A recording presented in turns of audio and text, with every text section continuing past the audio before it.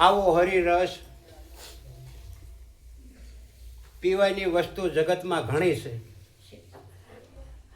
પણ એ દરેક વસ્તુ આ મુખથી પીવાય છે. પણ આ હરિરસ મુખથી પીવાય એવો નથી. આ હરિરસ આ કાનેથી પીવાય છે. આ હરિરસ જેને જેને પીધો એ મહાપુરુષો એવું કહે છે, સરવણેથી રેડ્યો રે મારા રુદિયે ઠરાણો રે, રુદિયે ઠરાણો રે. પછી આ દેહડી મહુ રણકાર પ્યાલો બીજો કોણ પીવે. આ હરિરસનો પિયાલો શ્રવણ એટલે કાનેથી પીવાય છે. પછી દ્રષ્ટાંતમાં આપણે જાવી ને, ગુરુ દત્તાત્રેય કે 3 મુખ હતા, એટલે 3 મોઢાળું ત્યાં જન્મે. અને જો જન્મ્યો હોય તો એ કારખાનું બંધ ન કર્યું હોય પરમાત્મા, બીજા જન્મ જોયું. પણ આપણને મૂર્તિ દેખાડી. પછી બ્રહ્મા વિષ્ણુ ને મહેશ ત્રણેયનું મુખ કરીને એક દેખાડ્યું. જોઈજો કે બ્રહ્મા વિષ્ણુ ને મહેશ એ કે એક જ છે. પછી ગુરુ દત્તાત્રેય થઈ ગયા જુનાગઢમાં, એને 3 મુખ. પણ આ સદગુરુની શાન જેને જાણી હોય ને એને થોડું ખટ સમજાય એવું હોય. ખાવાની વસ્તુ આ મોઢેથી જ ખવાય ને, જે ખાવું હોય. એટલે આપણે એક મોઢું ભાડ્યું, બીજું મોઢું નથી ભાડ્યું. ભાડ્યું છે પણ ખબર નથી. એટલે શીખ ખાવી હોય મોઢે ખવાય, શીખ ખાવી હોય તો મોઢે જ ખવાય ન ખવાય. બીજું મોઢું છે, નાકેથી જ ખવાય. આ એક મુખ છે, ખાવાનું મુખ છે, અને શીખ ખાવી હોય આ મોઢું કામમાં ન આવે. એના માટે થઈ નાકની જરૂર પડે. તો નાક છે એ બીજું મુખ છે. ગાળ્યું ખાઈ હોય કોકને ન બોલવાનું બોલ્યા, કાં ખાધી ને તો જોજો એ મોઢે ન ખવાય, નાકે ન ખવાય, કાનેથી ખવાય. એ કાન છે ને ત્રીજું મુખ છે. અને હજી એક બાકી રહ્યું. 3 મુખ તો આવી ગયા. 3 મુખનું દ્રષ્ટાંત મૂકી દીધું. એટલે મને તમને જોઈજો 3નું જ સમજાયું છે, નામ રૂપ ગુણનું.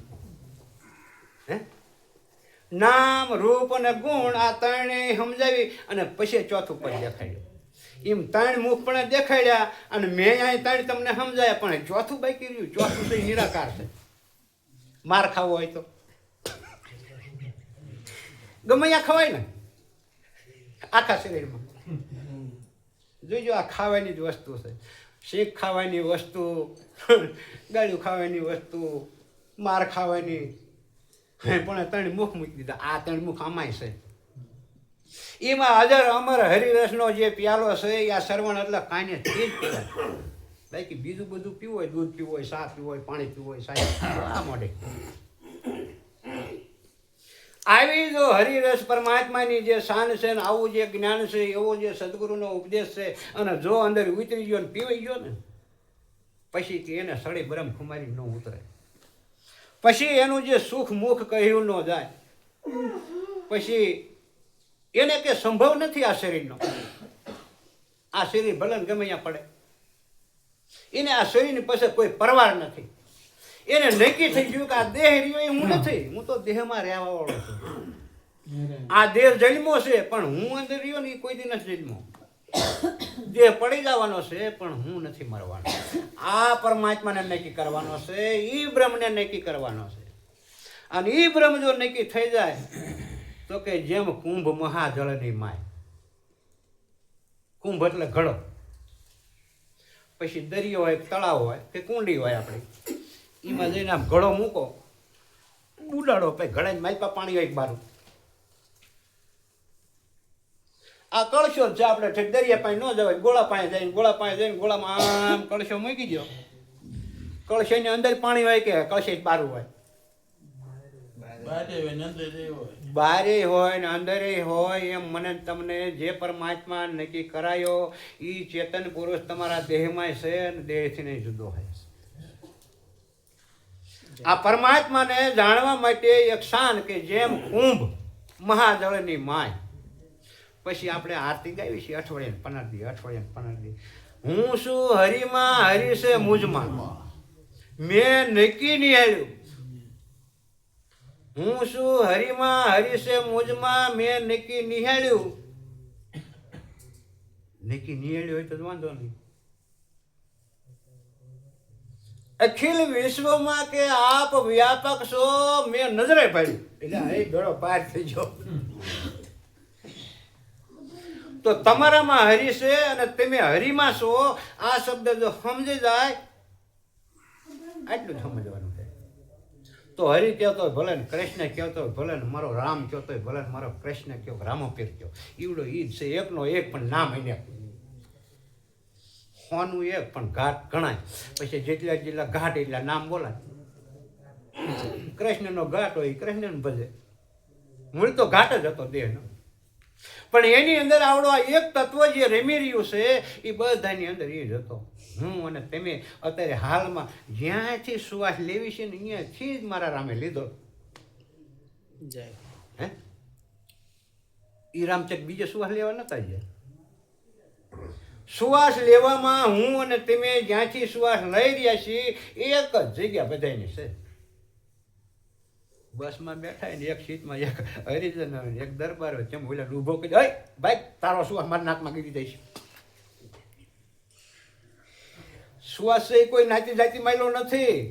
અને સુવાસના આધારે આ દેહ રમી રહ્યો છે. પણ એ દેહ કોના આધારે છે? અંદર એક ચેતન પુરુષ છે. એ ચેતન પુરુષ દેખાય એવો નથી, પવન દેખાય એવો નથી, મન દેખાય એવું નથી, બુદ્ધિ દેખાય એવી નથી, સુરતા દેખાય એવી નથી. એટલે ઘણી એવી વસ્તુ છે. બાકી તો આપણે આખા કોથળાને ભાડ્યો આવડો ઘાટ. આ અનેક જાતનું જે જ્ઞાન છે એ જ્ઞાનને ખજાનો કીધો છે. મારા તમારા દેહની અંદર ખજાનો પડ્યો છુપાયેલો. ખોળે ખોળે જેટલું લેવાય એટલું લઈ લો. તમારામાં જ કૃષ્ણ છે, તમે જ કૃષ્ણમાં છો. કૃષ્ણ અને તમે કોઈ જુદા નથી. પણ જેમ છે તેમ સમજાય તો અનેક જાતની ભ્રમણા માટે. એટલે કહે છે કે જેમ સરિતા જઈને સિંધુને મળે. સિંધુ એટલે દરિયો, સરિતા એટલે નદી.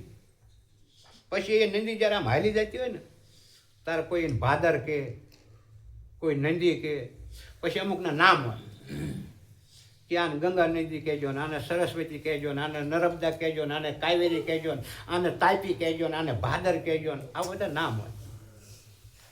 પણ જે નદી ઠેઠ દરિયે પાકી જાય ને આમ દરિયામાં પાણી વીવી ગયું પછી તેમ ન કહી શકો કે આ ગોમા નદીનું જળ છે, ત્યાં ફલાણી ભાદરનું પાણી છે, ત્યાં કાવેરીનું છે, કે ગંગાનું છે, કે જમનાનું છે. અહીંયા જાય એટલે બધું એકરૂપ સમુદ્ર. એમ સમુદ્ર જે છે એ સમુદ્ર એ મારા વાલીડે જઈને નક્કી કર્યો ને એ સમુદ્ર બહુ જ મોટો છે.